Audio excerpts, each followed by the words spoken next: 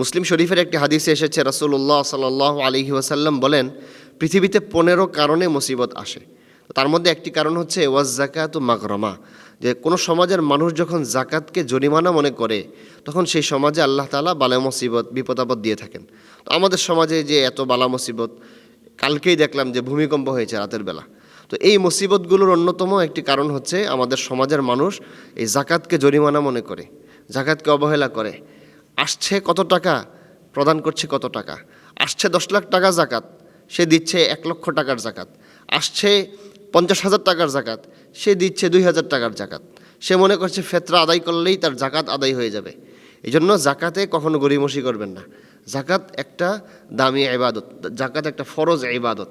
আপনি যদি সাহেবুজ জাকাত হন তাহলে আপনাকে অবশ্যই জাকাত আদায় করতেই হবে। আমার একজন ওস্তাদ আছে, আমি যার কাছে মেশকাত শরীফ পড়েছি, তার বাড়ি কুমিল্লাতে, তিনি ইমামতি করতেন ঢাকায়।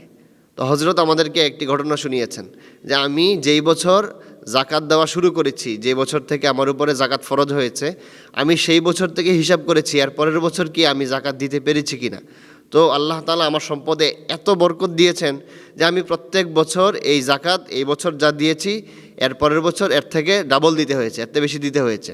এই জন্য আমাদের সমাজে অনেকে মনে করে জাকাত দিলে মনে হয় সম্পদ নষ্ট হয়ে যাবে। না, বরং জাকাত দিলে আপনার সম্পদে আল্লাহ তাআলা বরকত দিবেন।